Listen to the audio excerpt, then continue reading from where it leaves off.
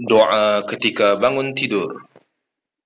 Alhamdulillahilladzi ahyana ba'dama amatana wa ilaihin nusur.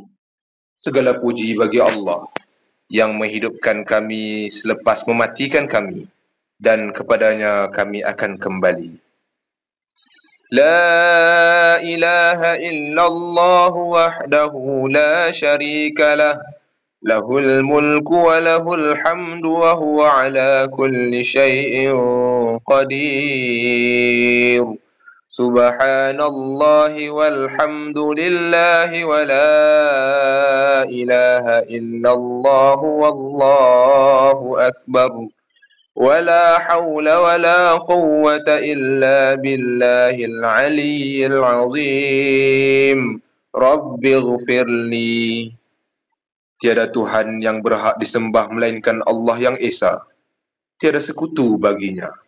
Baginya kekuasaan dan baginya pujian, dan Dia berkuasa atas setiap sesuatu. Maha suci Allah, segala puji bagi Allah, dan tiada Tuhan yang berhak disembah melainkan Allah. Allah Maha Besar, tiada daya dan upaya melainkan dengan keizinan Allah. Ya Allah, ampunilah daku. Sesiapa yang membacanya akan diampunkan baginya. Kalau dia berdoa, diperkenankan doanya. Kalau dia bangun berwudu, kemudian menunaikan solat, diterima solatnya. Alhamdulillahilladzi afani fi jasadi wa radda alayya ruhi wa azina li bi zikrihi.